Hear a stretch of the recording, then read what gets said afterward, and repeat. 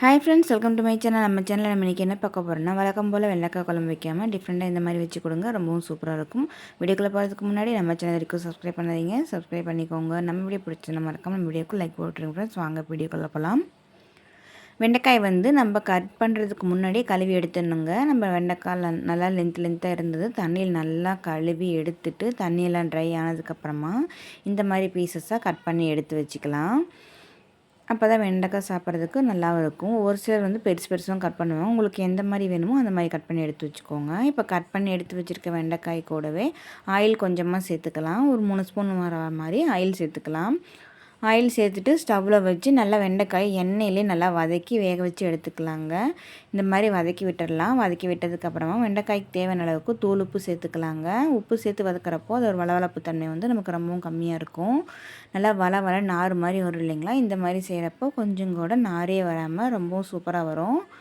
கண்டிப்பாக இந்த மாதிரி ட்ரை பண்ணுங்கள்.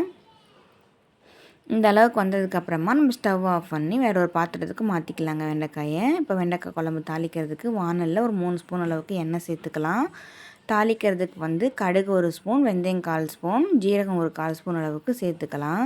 இதெல்லாம் பொரிஞ்சதுக்கப்புறமா ஒரு கொத்து கருவேப்பிலை இது கூடவே சேர்த்துக்கலாம். சேர்த்துட்டு ஒரு பெரிய வெங்காயமும் அது கூட நம்ம சேர்த்துக்கலாங்க. ஒரு 4 பூண்டு உரிச்சிட்டு தட்டி அது கூடவே சேர்த்துக்கலாம். இப்போ இது எல்லாத்தையும் நல்லா எண்ணெயிலே வதக்கி விட்டுடலாம். வெங்காயம் பூண்டெல்லாம் நல்லா வேகட்டும். நல்லா பச்சை வாசனை போகிற அளவுக்கு நல்லா கலந்து விட்டுடலாங்க.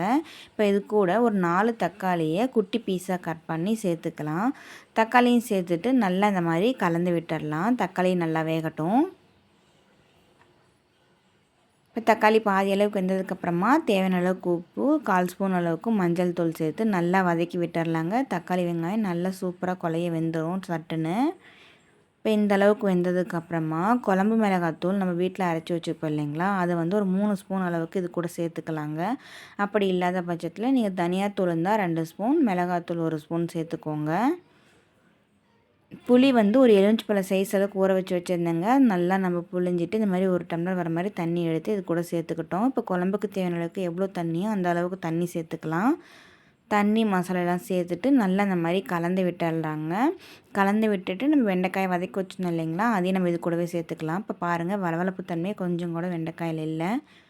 இப்போ மசாலா வெண்டைக்காயெல்லாம் நல்லா கொதிக்கட்டும். நல்லா இந்த மாதிரி கலந்து விட்டுடலாங்க. இந்த மாதிரி செய்கிறப்போ ரொம்ப ஈஸியாகவும் இருக்கும். வெண்டைக்காயும் வளவளப்பு தன்மை இல்லாமல் இருக்கும். ரொம்ப சூப்பராகவும் இருக்கும். ரொம்ப சிம்பிளாக சூப்பராக வெண்டைக்காய் புளிக்குழம்பு எப்படி செய்யுதுன்னு நம்ம இந்த வீடியோவில் பார்த்தோம் பாருங்கள். ரொம்ப நல்லா குழம்பெல்லாம் கொதித்து சூப்பராக நமக்கு தயாராகிடுச்சு.